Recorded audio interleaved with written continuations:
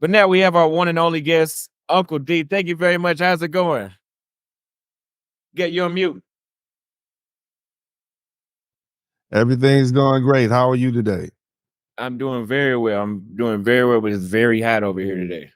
Oh yeah, we are very very proud of you. You know, not just as your fellow Texan man, but your courageous spirit. You setting an example for all the young brothers out there to get out and see the world, not be afraid. You are opening your wings and you're expanding and seeing what the world has to offer. And I hope that other men of all ages uh, realize how important what you're doing is. So Thank it's you. always my pleasure to support you in your endeavors. Thank you. I truly appreciate that as you've done that before. So would you give everybody a background on who you are, where you're from, what you do, for people in my audience that don't know who you are? My name A is little bit of Dennis. your story. Yeah. I'm Dennis Sperling. I was born in Los Angeles, California, born and raised out there. I traveled between LA and Houston as a young boy, South Central, the third ward for the most part. But I made my way up through the ranks coming out of the hood. Um, I was got enrolled by happenstance. I was able to get into somebody's college, Grambling State University, and from there I flourished. I did well.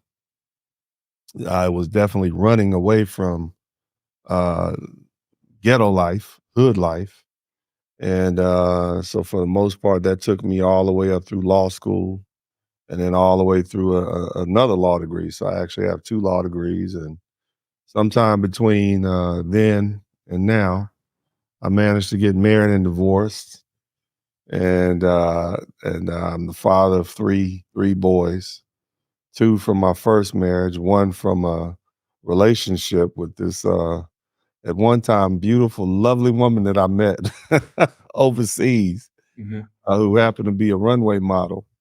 What And country is this? Jamaica. My child's mother was she was a Miss Universe contestant.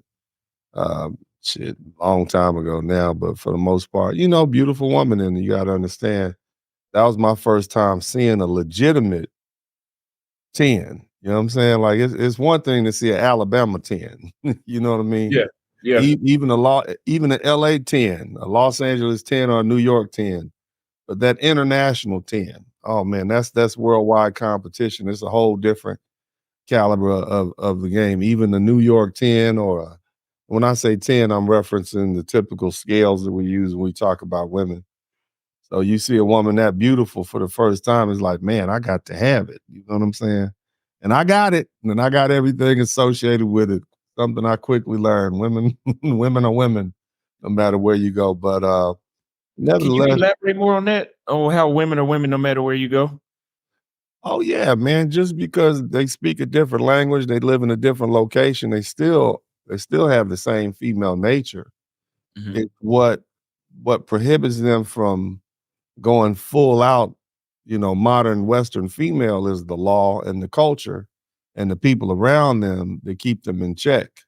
But if you take one of the most pious, chaste woman from a third world country and you drop her in Atlanta or New York or Brooklyn or LA or Houston, give her a few years and she'll be acting just like these modern women because they don't have the culture and the family members and the law keeping them in check. And that's what a lot of people miss, and that's why when you start thinking about bringing women back to the United States, you also have to consider the fact that she's going to become a creature of her environment, and she's going to do what's in the best. She's going to do what most human beings do. She's going to do what's in her best interest. She's going to do what the women around her are doing. You can do your best to try to keep her from learning the language. I got a friend of mine in LA. He met a woman from Brazil, and he learned Portuguese instead of having her learn English, and that kind of slows down the process.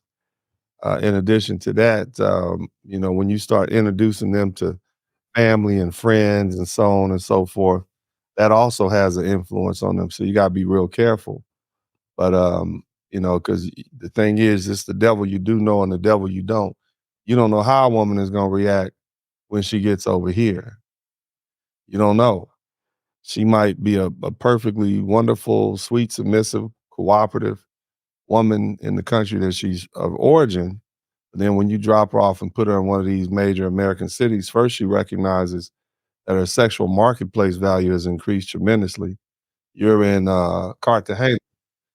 The typical Cali, woman down Cali. in Cali, you're in Cali, okay. The typical woman in Cali is gorgeous by all American standards. You just the just one down the street is like, "Oh my gosh, she's gorgeous." But if you ask them, they'll say, "Oh, I'm average. I'm maybe a 5 or a 6," because that is average around there. But you take that same 5 or 6 and you drop her off in, pick a town, let's, Dallas, Texas. She's a 10 all the way out. She's gone. She gone, and so She's now gone. When she gets there, she's gone. she gone, man. I was That's telling her before, I had a chick that came from Rio, and mhm. she moved to New Jersey, and she would video chat me every night, and she would have 10 phone numbers in her purse that dudes was giving her at work, and she brought it home just to show me. Oh, yeah. Oh, yeah. So, but in Rio, that's not happening. That's not happening in Rio. She would have to be one of the baddest chicks on the planet for that to happen in Rio. Yeah, yeah. She, and it's perspective. We have a lot of women here in the United States who are used to. They had a lock on American men. Most men didn't travel. That's not just black men. That's also white men. Once you get here, you kind of stuck. Most of the time, either you have the money, but you don't have time to travel, or you got time, but you don't have the money it costs to travel. It's only at certain places when you hit that sweet spot when either at the beginning, before you really start getting burdened down with family and bills and employment and responsibilities like that, that you can travel like yourself. Or you can get to my point where you've been through all that and you pretty much have your business, a law practice, or your source of income on autopilot, or you have other people running it for you. And that's when you can begin to enjoy both the money and the time you have to spend it. But when you bring a woman up here, when you have those women who their sexual marketplace value, it just goes through the roof, and you're gonna have the simps out there and they're gonna blow their heads up, and it's gonna be impossible, man. It's gonna be impossible to keep a head inside of keep a head from blowing up. I would agree with you as well that women do, if they do have the same, if you put them all in the same amount of freedom that they have in the United States and the power that they have there, they would all turn out to, women would all be the same. But like you're saying, the reality is different when you go to these places. For example, why I haven't been back in 17 months, because I know that Hmm. we have foreign women in the United States. Hmm. We also got Mexican women that call dudes bitches to their face and call you bro. Yeah, They're Mexican. They're from Mexico. But like you said, they change because they realize, oh, I got a taste of freedom. Just like whenever I'm in Brazil and I see that, oh, the locals do the women like this and the women are okay with it. Oh, okay, I can, this is different. I'm gonna do that too. yeah. So Mm, yeah, I 100% agree with that. But that's why I always advise, don't bring them back. Like you said, don't bring them back. Your mm. best bet is to go to where they're at. What do you think about men relocating? Oh, becoming an expat? Yeah, if you can do it, I know a lot of guys. What I found in my stomping ground has predominantly been the Western Caribbean, Dominican Republic. I had a villa there. I also had an apartment in uh, Parque 93 in in uh, in in the capital city down there in Colombia. And I would fly from Santo Domingo and over to the capital, and then shoot back to Houston like a little 3-leg trip. But when I was in the DR, there's always guys coming down from New York, retired policemen, retired firemen. You really only need about proof of $2,500 worth of income. And then if you can show that, they'll let you stay there indefinitely. And so those guys who've been cops for 20 years, they basically show their pension, They got that good German hospital down there, that good German doctor, a dentist, and man, they're just enjoying their life. You know, so I think that part of the American dream is going to be getting enough money so that you can move and truly enjoy a country with culture. I try to explain to people. I try to explain to people that America is a machine. It's a place where you come make as much money as you can make, and then you leave because it's not a place you can curl up with. Once you get houses, you realize that even after you pay your house off, and I paid my home off in 2016. It took me about 11 years to pay it off. I paid it off in 2016 on a 30-year mortgage, but I still have to pay property tax. And if you add up the property tax, that's anywhere from $700 to $1,000 a month because you're paying anywhere from, $10,000 to $12,000 a year in property tax alone. So you still have to pay. You never And own anything. you never actually own it. You own it up until you can't afford to pay the property taxes. Then somebody can come along, pay your property taxes, and boot you right up out your house. So, if you want somewhere where you can go and cozy up to get cozy and have a nice, viable culture to exist in, where the men like the women and the women like the men, because if you notice in the United States, the first thing you notice when you go overseas, the reason the women treat you like that is because they actually like men. They actually want to be entertained by you.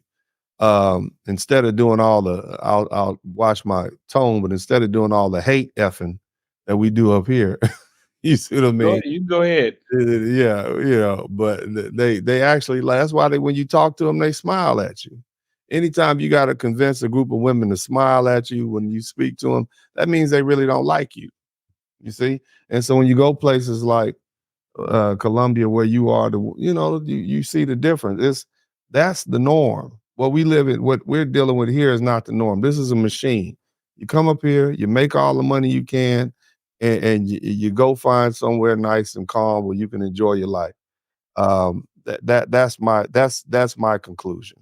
So I want to elaborate on that a little more. Where you said that the women don't want to be entertained by the men in the States, which I 100% agree. Mhm. I Every country I've been to, it seems like they even if they're not interested, they're very polite, and it doesn't seem like you did something wrong by having interest in them. But I've met women here in Medellin from New York, Mhm. and I just asked to follow their Instagram. I knew to wrap it up real quick when they said they was from New York. But I just asked to follow their Instagram, and they raised their voice at me like I did something wrong. And I was like, yeah, maybe it's not time for me to go back over there. I forgot how that felt. Why Yeah. do you think um it's like that in the States? Like, what brought it to that point? I think technology brought it to that point. Technology gave rise to feminism. And feminism is a luxury of first world countries. See, where you are, if you go right outside of that city that you're in, there are still people who are living and on the side of hills with no running water. They still have things equivalent to outhouses. They have to cook on open stoves with charcoal. So, a woman like that is looking for somebody, a man that's coming along with some money to help her so she can get some of the basic needs. Here, because of the society that's been built in first world countries, because of the conveniences that they don't have to go out to the field and pick fruit. They don't have to go milk a cow. They don't have to cook on an open stove. They can go right down here to Chick-fil-A. They can have Instacart bring groceries to their house. They can have Uber Eats bring cooked food to their house. They don't even have to leave. They don't even have to go to a grocery store anymore.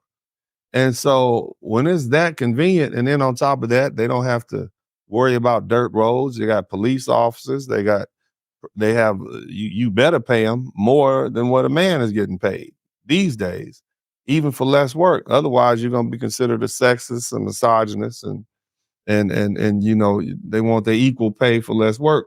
But bottom line is, man, it is at the point now where women in the first world are of the opinion that they don't need men for their immediate needs.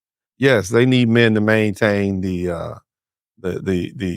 infrastructure. They need men to maintain the roads. They need men to make sure the elevator works, but they don't really count that. That's just generally they need men, but specifically they don't need their own specific man. So they're cool with either sharing men or having the government be their man when necessary. Whereas in the Dominican Republic, Colombia, Venezuela, Brazil, the government is not going to back you up like that. You need to go ahead and get married and have a husband. And that's why the women still see the need for men. They need men's protection, they need men's provision, and they also need the services that men provide that they can't provide for themselves. So that's why they're a lot more cooperative. But you take that same woman and drop her off in the United States, give her a welfare check, a EBT card, a Barack Obama's telephone, a and and some child support and alimony, and she'll pretend like she don't need you. You see? So, okay, so with all that being said, what do you think that more men should take the route of just going abroad, or do you think there's still some sort of hope left to trying to find a woman in the States at all, or is it just done there? Or because we know Kevin Samuels was the last hope, and there's more guys I think preaching the message that I say, which is just go somewhere else, Mm-hmm. deal with somebody else, like you said, in a different culture that actually will smile at you when you ask, "Hey, what's your name?" versus look at you like something's wrong with you for asking that. What do you think? Well, young brother, I think that you are ahead of your time. I think that unfortunately, my generation, Generation X, was the last fight the power generation, where we are hell bent on keeping it 100, keeping it real. And so, we're gonna have to die off, you see. But I think you are the tip of the spear when it comes to the options that young brothers have uh, in the future. There's never been a time when you could uh, travel around the world with such ease, so inexpensively, and have so many conveniences. So I think it's going to be a thing. Passport bros, or blue book gentlemen, or passport kings. It is it is here to stay. It's not a fad. It's a cultural movement. It's a cultural shift. It is, hey, you know what? I'm gonna graduate 18, go off to college. I'm gonna graduate 18, go off to the military. I'm gonna graduate 18 and go be a passport bro, go live in another country. And that's what you can do with your American passport. What do I think? I think that it's going to grow and grow over time, and it's just going to be one of those cultural norms that in 50 years it'll just be like, yeah, yeah, man. I was born and raised in Kansas City, and after I turned 18, I got my college degree, and then I decided to go down to India, and I've been here ever since. Met my wife here. It's just going to be the thing to do. And that American passport opens a lot of doors for you. There's a lot of financial opportunities, especially with the rise of AI. You don't even need to know a person's language to be able to communicate with them. I'm about to get myself some of those AI glasses where I can do everything through my glasses. The images will pop up just like they pop up on my phone, Really? when I'm using AI. Yeah. So I can look at something and translate it to Spanish real time as I'm looking. I'm reading something in Spanish, it'll translate to English. Somebody is speaking to me in Spanish. The speakerphone on my glasses will pick that up, and it'll print out on my lenses what's being said. So that's not only are you gonna have the convenience associated with modern travel, but the communication barriers are gonna be there. You won't have to use WhatsApp anymore, man. So, Yeah. would you say that this passport bro movement and the whole feminism getting out of control, what did that change the direction of the save yourself black man? Did it SYSBM? Did it change the direction of that? Or is that the new SYSBM? Well, as you may or may not know, back in the 1990s, they had something called the men's rights movement. And that was men saying, hey, you know what? It's one thing for women to have rights. It's another thing for them to have rights that are superior to men in a society and a country that we built. But you know, that idea got flushed down the toilet. They basically told those men to man up, shut up, and take it like a man. And so they sought refuge on the internet. And you know, it was a small little corner of the internet at first. What we see now, you know, these men's spaces where we voice our opinions. But from there, you had the men who decided that they were better off going their own way. You had the PUA, the pickup artists. And then from that, you had the terminology like red pill, blue pill, purple pill. Um, and then from that point, you know, always in the background, you had men traveling ever since the first GI set foot in France after World War II. You had black men traveling. Men have always traveled. All men, they've always traveled. But this wave of passport bros is, in my opinion, a direct result of black men saying, you know what, it's not going to work. And if you look back at it, that tidal wave of passport bros came at around the same time that the pandemic shut-ins ended and Kevin Samuels passed away. Many brothers saw just how nasty and mean and ugly black women were towards this man on his death, you know, when he died, that they was like, I don't even want to be associated with that, you know. And then a lot of people around the world, they're like, man, that's what you black men been dealing with.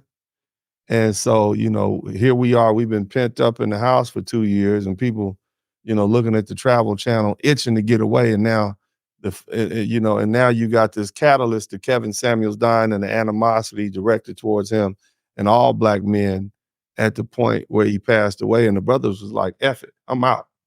And that's what you see. And so now it's like the bull is out of the barn. You see, the brothers are on the move. It's really difficult to for me. It's going to be really difficult for these lovely ladies to convince these men to come on back to the barnyard with them chickens and geese when when they got you know what I'm saying, when they got beautiful women all over the world who will treat them with love and respect and deference. You know, it's not so much the brothers are going over there to try to lay as many women as they can, and some brothers are, but it's the respect and the deference that you receive from women. It's like I finally understand what it's like to be treated like a man after spending 10 years in the DR, and I'm not going to allow any woman to treat me less than a man. There's one thing when I didn't know. There's one thing when I can only speculate that, you know, something ain't right with the way you treat me. You cut me off when I'm talking and you're disrespectful and and you got all these women around, and nah, that ain't how it work. And then when you go down to places like DR, you realize Spanish Poppy ain't putting up with none of that. He got backhands and hooks and left hooks, like you were saying. A young lady from New York, you asked her for her Instagram page. If you try that with the right dude in Colombia, you might get a left and a right hook on the strength that you disrespected me and I'm a man. And so, they know better. Let me just be honest. You've been in Africa. You see how those men are, beautiful women, and they cooperative for a reason because those men are having no parts of that. Now, that's not saying that all men out there, use physical dominance on women. But what I'm saying is, the law is not protecting them in those countries like it does in the United States. Here in the U.S., shoot, all a woman has to do is call the police and make up a lie, and you going to jail, even if it's your house and she lying. And I'll touch on that a little more too. When I was in Tanzania, there's a number of, and not even just Tanzania, but around Africa, a number of Black American women go there Mhm. and they treat those dudes the same way how they treat us back in the States. And they end up in domestic abuse, but nothing is done about it. Nah, ain't nothing done about it. You call the police over there, then what did you do to your husband? Huh? What did Yeah, you that's don't what they jump to first. yeah, don't you?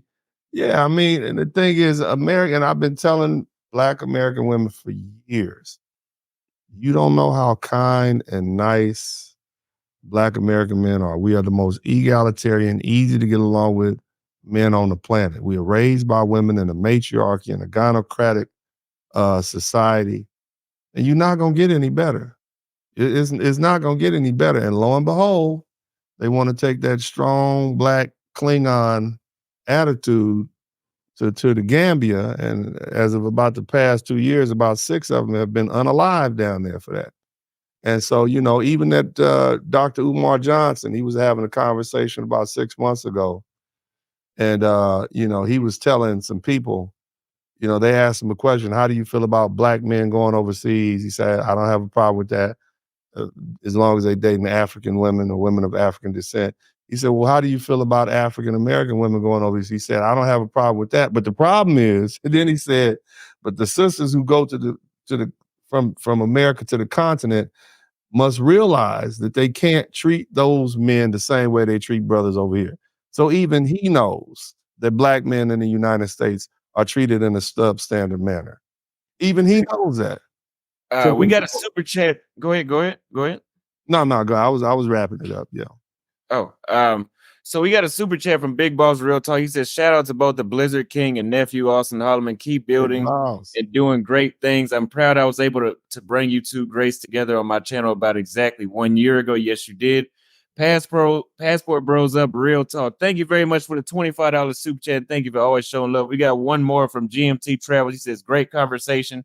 Keep it up. Thank you for the super chat. Yeah, we are having a good conversation. So yeah, so we talked about black women. They try to go abroad and they're getting pretty much a wake-up call in a lot of places. Yeah. I Uh mean, it was one thing when they were going down to Jamaica to get their backs blown out. That's what Stella was talking about when she got her groove back. It was a subtle hint that she was going down there dealing with male prostitutes. You see what I'm saying? As soon as he got to the United States, he faked like he was a member of the Rainbow Coalition, and then he slid out that marriage. But the mhm, bottom line is, for decades, and I did a broadcast on this a couple years back, because see, they were trying to shame black men. They would say all them black men are going overseas to deal with those third world women. I'm like, but you don't know that's what you've been doing in Jamaica and the Caribbean and the Dominican Republic. They got something called hanky sanky. That's what you women have been doing. But see, they don't want you to do it because they feel like you're their property. And the reason that I stepped in and my voice became more prominent is because I'm like, I'm not going to allow you to shame these black men to exercise their rights of freedom that all men should have. Black men have fought in every war that the United States has fought before we were even a country. They fought in the Revolutionary War on both sides. They fought in the War 1812. They fought in the the Civil War, World War One, World War Two, Korea, Vietnam, all the Iraqs and all the Afghanistan wars. We fought for this country. We helped build this country. Why should these men not have the same rights as every other man? Like I say all the time on my channel, you're free men. And anybody that gets in the way of you making those free decisions that other free men that you make in your best interest, that's your op. That's your enemy. You see, I don't care how pro-black they say they are. I don't care how pan-African they say they are. Anybody trying to put you in bondage, either mentally or physically, or trying to shame you into staying in this land that our people have been trapped in, that they're not your friend. They want to keep you captive. They want you here so they can rule over you. And see, when you start expressing that sort of level of independence and freedom, that scares them. They want you here. They want to keep you here. And let me tell you something else, man. Those lovely ladies of ours, they feel like they own you. They don't mind you messing around with women in the United States if they're black. They don't care about that. But the minute you start stepping out of that, they don't want you messing with Latino, white, anybody else. Ironically, Black American women have 1.5 million children that they've given birth to over the past 10 years that are not of African descent. Basically, they've been having sex with white men, Hispanic men, Asian men, and anybody else. And I promise you this, I said this about 3 or 4 months ago.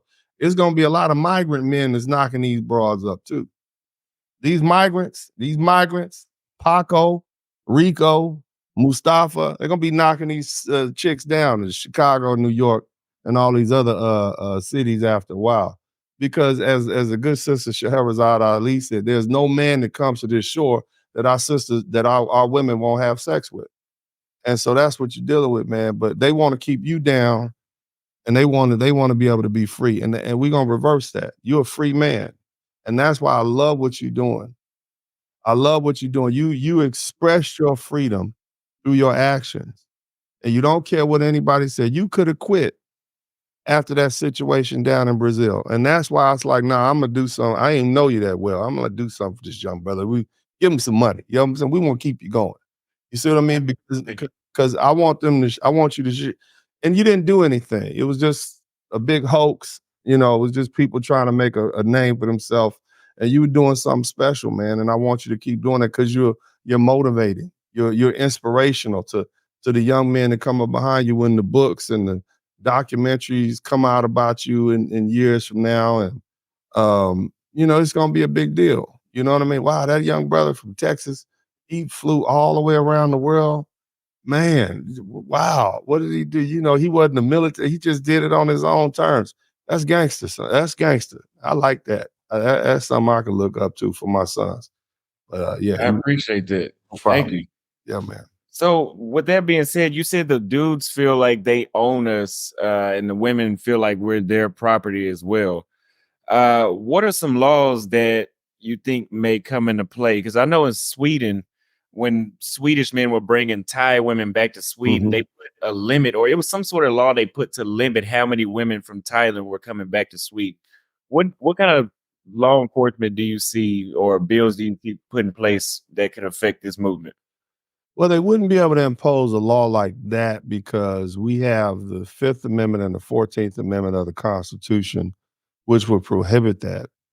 Um, However, I think what's going to happen is they're going to start really cracking down on men who haven't paid their taxes because you can get your passport revoked for that. If you're late on child support, um, they will. That's that. Just more enforcing. I do also think that they're going to probably try to use the Mann Act to try to crack down on brothers who they consider going to different places to have sex for sex tourism. Okay, if you look at the Mann Act, it was designed for the brother. I forget the brother, Jack Johnson. He was married to some white woman, and they was basically saying he was transporting working girls from from one place, one city, one state to another, and that was a violation of the Mann Act. But it's so ambiguous the way in which it's written that they can literally use that to try to prosecute men coming from overseas. So the way you want to avoid something like that, man, y'all keep them damn keep your phones and all that stuff on your. Come on, man, don't take pictures, all that. Keep all that off your phones. Don't post it up on the internet. Get out of these private chat rooms. Keep it all up here. You see what I mean? Those are just your own personal memories. And if you want to take a picture, man, just take a picture with everybody looking decent. You understand what I'm talking about? And because people have different laws, something you found out over there. They don't necessarily have the First Amendment. We don't necessarily they don't we have a First Amendment right here. Anything in public, you can pretty much take a photograph of it. But over there, they have privacy laws that are a little bit different because their system typically comes from either Spain or Portugal, not England, where our system comes from, Okay. system of law. So it's a little bit different. But yeah, I mean, I can see when it does become a problem. I can see, but at the end of the day, you got to look at the situation. They already letting these migrant men in here. They're letting these migrants in here to do these low level jobs that we won't do, to knock up these bras that we won't knock up.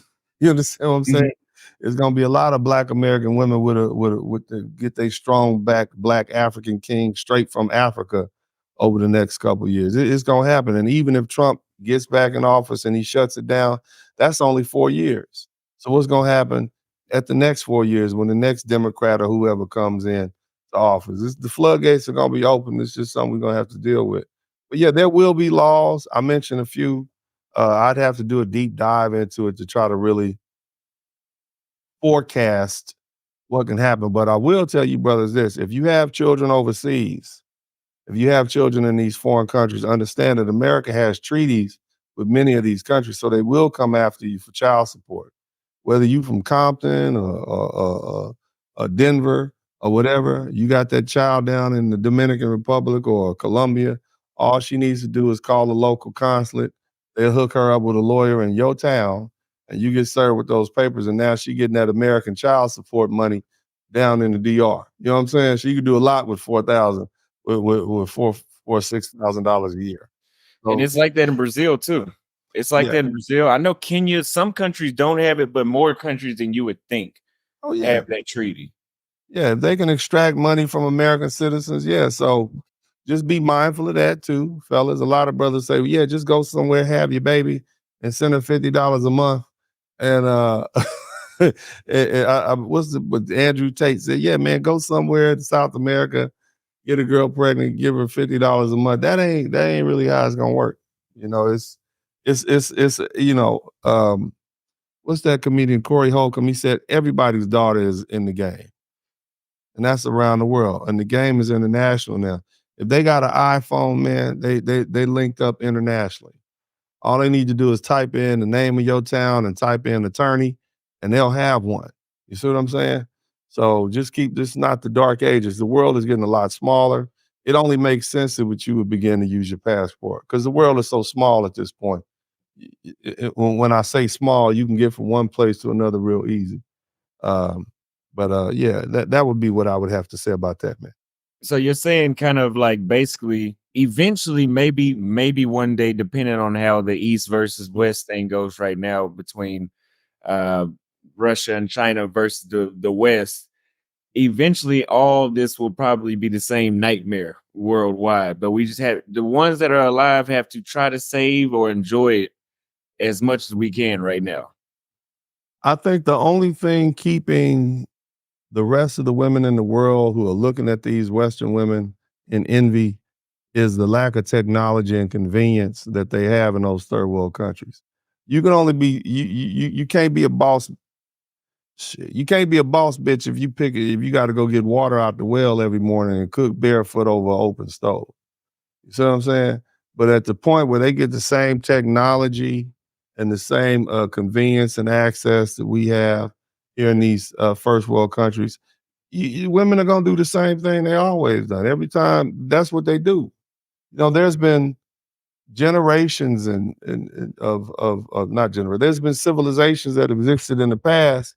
The minute they get to a certain point of technology, the morality goes down. The women stop cooperating. The infrastructure falls out from underneath. The men get soft, and the society fails. This is an ongoing process. You know, it's an ongoing process. What you need to do, what you brothers need to do, is look, get it while it's hot. Get it while the getting is good. If you want a relationship, if you want to know what it's like to be treated like a traditional man, you want that deference and reverence, that then you got to start traveling now. This might not be available in 10 years. It might not be available in 5 years. I already know places like the DR is getting rotten. America just signed first of all, they're the biggest trade partner in the Caribbean with the United States. They just signed a new free fly zone, which means there's going to be more airplanes flying to the DR, which means more tourism, more Americans, more cell phones, more money. And, at some point, man, DR might end up looking like Hawaii. You see what I mean?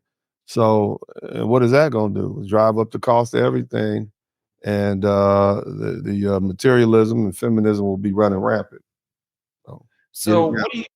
what do you think about because the route I'm taking now is kind of the same route that Nomad Capitalist, I don't know if you know him or not, that he's taking, which is getting multiple citizenships and maybe or maybe not at some point renouncing your American citizenship depending on the climate of the country. What is your opinion on that? Well, I mean, brother, I can't. Everybody has to do what's in their own interest. Like again, I don't tell you what to do. You're a free man. You understand me? Even when I move to the DR, I'm not going to renounce my citizenship because I always want to get back over here and do work and get this money. Mhm. America is a machine. It's a machine where you make money. Never forget that. This is a money making machine. And so what you got to do is figure out what your angle is and what your avenue is to get the money. and then you can live wherever you want to live. Just get your money here. Get your money, get your bank account straight, have that money deposited, get some other people to do your work for you, pay them what pay them a percentage of what's earned, and you keep the rest of the profits for yourself. You want to go into semi-retirement at like 51 and live till you're 89 if possible. You understand? So Mhm. to me, it would be a financial I would cut off a lot of financial avenues if I renounce my American citizenship. Now, to have other citizenship, I mean, it's always good to have options, but do you want to pay the taxes associated with that? Do you want to be involved with the politics associated with that? These are questions that what are the ramifications of having multiple citizenships in multiple countries? Am I going to have to pay taxes? You see what happened to that Spanish singer? She ended up in I think she's from Colombia. She ended up in Spain. Shara, I forget the girl. What's the girl name? Shahira. She ended up having to pay like $25 million in back taxes because she stayed in Spain 6 months. So Really? you think about that. You don't know the laws over there. You definitely always want to be able to run back to the United States. You want to be able to, you know what I'm saying? Just keep that in mind, man. I wouldn't give up my American citizenship because it's not getting in the way. You understand? That's my thoughts. But look, you brothers are free men. You make the decision. You do what's in your own best interest. That's my advice. Now, I'm not saying I'm not. I was just throwing that option out there. I'm all for getting other citizenships, but there's places like even if you get residencies in Argentina, the first 5 years you'll be tax free from Argentina, Mm, and if you can claim a foreign exclusion income act and you stay below that threshold for 5 years, you can be tax free. I mean, of course, you're limited on the income if you use just that, mhm. but there's other write-offs and stuff that we know about the United States. There's always a loop around, but it's just an option. I just want to see what you thought. But renouncing your citizenship, it depends. It depends on where the United States goes in the next 20 years. Maybe in 20 years, it may be a good idea because in 20 years, it may not be the best place to make money in the United States with the emerging Well, economies around the world. as long as we have the largest military on the planet, and as long as we have the American dollar and the economy and our resources and our location, which is basically isolated and keeps us safe, you would have to. There's no other military on the planet. Here's the thing, man. All America has to do is pay off all the debts they owe is just say we not paying you. What are you gonna do about it? You see what I mean? And it won't be the first time we've done it. Um, so the this was actually discussed recently by the president of El Salvador. Uh, a T bill, the minimum amount. The government is financed by T bills. You guys who invest in bonds and whatnot, you know how when you purchase a bond, let's say you buy $1 million bond, towards the state of Texas or Hawaii or California, those were hot for a minute. And it's interest free. They give you like 5% interest. I know people who buy bonds for every 5 years. They buy $1 million worth of bonds, and that gives them about $50,000 a year. So let's say you got $10 million, and each million is giving you $50,000 a year. You see what I'm saying? And it's tax free. So you get to live tax free. If you add the taxes on top of that, it's like making an income of $750,000 a year, more or less. And then after you pay your tax, you get that 500,000. You can do a lot with $500,000 a year. Uh, T bonds or T bills are very similar to that. Foreign countries like Saudi Arabia and all these other places, what they do is they buy American T bills. You see, and what the T bills do is it allows them to receive a certain interest rate. People pay into the T bills, and every 3 or 4 months, we pay their interest back to them using like the debt ceiling or whatever. It's kind of messy in there, but the bottom line is that's how people invest in this country, and that's how we keep things going. That's how America is a machine. And if you recognize it's a machine and you recognize how it works, it's nothing to run from. It's something to pimp. You make that money, man. You see what I mean? America's a pimp whole game. I hate to use that terminology. It's so hood, crass, and ghetto, but for lack of a better word, that's what we do. And if at the point we decide we don't want to pay back any bills, we just don't. What they gonna do about it? What what is China really gonna do if we say, you know what? We're not paying y'all any money back. Matter of fact, what we're gonna do is destabilize your country and make what is China now break apart into, 4 or 5 um, different nationalities. Now we're not gonna pay you anything. So, at that point, man, I always, and this is what I'm saying, and I know people don't really, people, there's a lot of anti-American sentiment out there, but when you really look at it, if you are an American, then you can reap the benefit of all this so-called bullying that we do. You know what I mean? If once you see, I'm a hood dude, and I grew up with people that'll shoot up your grandma's house to make you go find them. And it's a certain level of ruthlessness that you have to have, especially when you get older. You're not so idealistic. I'm 49, and you don't get to this point by not being ruthless. You see what I mean? And when you begin to put yourself in the position of the king's eye view and how the king sees things, when you have other people that depend on you, um, your perspective change. It's not so much I'm concerned about the other people. I'm concerned about myself and what's mine. So Well, go ahead, brother. Go you ahead. you, you don't think, sorry to interrupt you, but you don't think that the tables could shift the same way it did for the Spanish, the same way it did for the British Empire? You don't think that eventually, because at one point the British Empire was in the same position as the United States, and Mhm. that's no longer the case. I think the problem with Great Britain, they overextended themselves. They had stuff going on in Australia. They had islands in the Caribbean. They were in a constant war with Spain. So you got war going on at the same time. And on top of that, all it took to get from Spain to England to France was a quick little boat ride. So you always had that constant threat of your immediate enemy. We're not at war with Canada. We're not in war with Mexico. At the end of the day, we are a country not built on war and pillaging, but on commerce. People come here to do work. People come here to get education.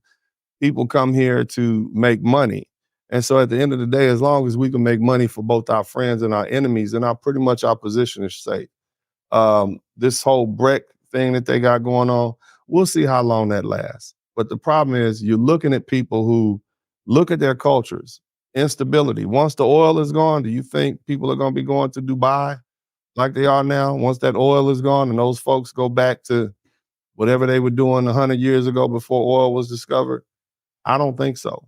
As far as China, that is an oppressive regime. Look what they're doing to some of their native people. Look at what they're doing. You just making enemies. I get why people will be concerned, but and all nations rise and fall. They do. But at the end of the day, the UK is still there, Spain is still there, and America, because of our location, because of our natural resources, because of how our economy is built, because of the size of our military, I think we're good for a while. I just, I see it for what it is. It's a lot of talk, but we'll be fine.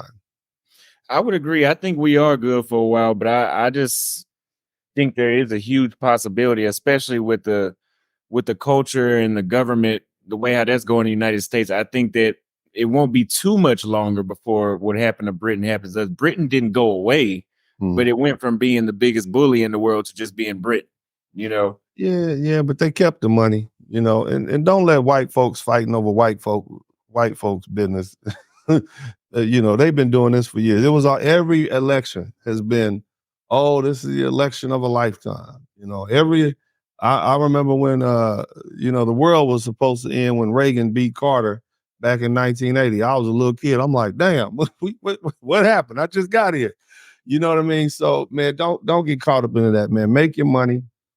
You see what I'm saying? Focus on being the best person you can be. You want to be mobile, but at the end of the day, if you spend your time worried about this news, worried about this information that's coming to you, you won't even enjoy your life, man. There's a point where you literally overthinking the situation. Focus on what your avenue is going to be to getting your revenue stream coming in or multiple revenue streams coming in. Focus on making yourself the best man you can be. Focus on what you want your legacy to be, and then be prepared to adapt.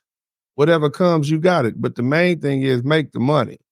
You see what I'm saying? My Uncle Slim taught me this a long time ago. He said, nephew, just get your money. everything else will work out. Time and money works everything else out, but you got to get your money coming in.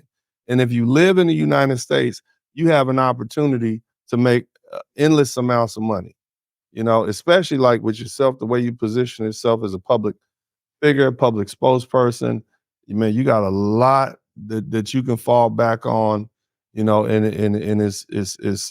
it extends way past this this young brother who's traveling. You know what I'm saying? Overseas. Right now, people just watching you. You know what I mean? But you got people who want to be like you. And so Mhm. you take that and market that. You see what I mean? You're definitely well spoken. You're articulate. I've seen you defend yourself against reporters who are trying to take you down and make you look bad. You know what I'm saying? You're a young brother, man. You got a whole man. Look, you got the whole world ahead of you. But just be mindful not to get caught up into the rhetoric. You see what I'm saying? That's what I'm saying. Focus on what's important. Focus on what's in your bank account, what's in your wallet, and what's in your bedroom.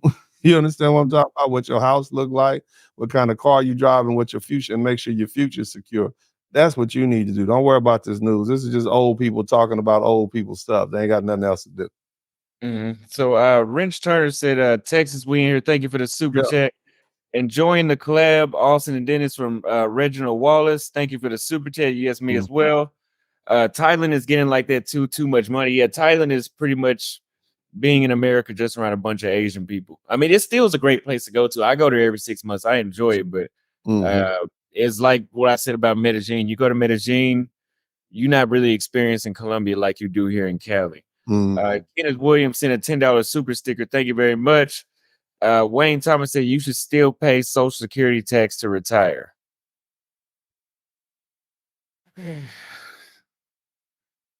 What do you think about what he's saying? You should still pay Social Security tax to retire.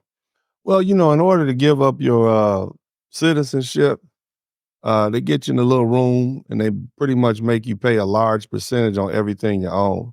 So most people aren't going to do that. Renouncing your American citizenship is damn near as hard as attaining your American citizenship. So, it's an unrealistic goal for most people. But, uh, you know, uh, as long as you're paying your taxes, they're going to take your Social Security out of that. So that's a given. Um, so that would be my answer to his question. Okay, and Peter Boyer sent $5 on Cash App for getting the international passport. Yes, absolutely. That's what I'm working on myself. But like you said, having another passport is just extending your options. Sometimes I've heard some people say if you want to do business overseas, some places don't accept Americans for whatever reason. That didn't Mm. sound believable. But in the future, it may be a true thing with the other alliances that we have going on. It does give you another option as well. Mhm. And for example, what happened to me in Brazil, had I had, let's say, a Kenyan passport and I was able to get a different name, I could go places. If I could go places back that I'm not supposed to be at or should not be at under the radar. It gives you a few more options with a few other things, but it's You also gonna just you gonna yeah, sneak back into Brazil, bro? Don't do it, bro. Don't go. yeah, yeah. Yeah, don't do it, man. Just meet them in Peru. You know what I'm saying? But no, I mean that's their loss, man. You know what I mean? You're a young man that what happened, you kind of turned a lot of us off to Brazil, especially Mhm. now since they made it more stringent to come over there and more difficult. They playing tit for tat with the United States, but that's not going to work because they're not the United States, and there's more of their citizens that want to come here than us that want to go there. Yeah. Yeah, absolutely. JB Jones says, great interview, two great guys, strong brothers. Thank you very much. So I believe I've asked all my questions because the last question you've already answered. Do you have any other final thoughts that you want to add? Man, keep doing what you're doing. Um, keep living your life. Please keep sharing your experiences. These chronicles of yours, of you traveling overseas and voicing your opinions are authentic, they're necessary, and they present young men, especially, with other options other than I'm gonna go, graduate from high school and I'm gonna go to college, or I'm gonna go to the trade tech center and learn the trade, or I'm gonna try to play ball and I'm gonna get rich and I'm gonna get me one of these loose thoughts that's ran around here and help her take care of her baby that she got from her baby daddy who in prison. You present these men with options. I'm just saying, bro, you're a young, handsome man. I got a 16-year-old son, and I would let him look at your journey. You see what I'm saying? Like, son, this is an option too. You see what I mean? You don't have to follow this man uh step for step, but this is an option for you too. When I see young brothers like that out there, I'm like, yeah, man, that's cool. And you slimmed up, you're looking good, you're out there, you're keeping yourself up, you're well spoken, man. You're a great representative. And Thank anybody that don't like it, man, they can die slow. You know what I'm talking about? So keep up the good work, baby. That's all I got to say. thank you. I appreciate it, man. I really appreciate you coming through and giving us a great show today. You brought a lot of knowledge. You're a great guest. Great guest from the show today, man. I'd love to have you back. Yeah, shout out to Kevin Samuels, man. This is his birthday today, man. So he would be it's been 2 years since he removed. So shout out to him. He literally he opened our eyes, and that was one of the reasons where the floodgates of the passport bros was opened up, man, because the brother did his work, and we realized after he was gone, nobody else wants that job. And and we see how they really are. So they don't like us, we ain't gonna like them either. So happy birthday to Kevin. I sent a text message to his mother this morning, and she was in tears when she read it. And I told her how all the people around the world who are his fans still appreciated him. So shout out to Miss Beverly too. Shout out to Miss Beverly and shout out to Caitlin, his daughter. But other than that, that's it, brother. God bless you, man.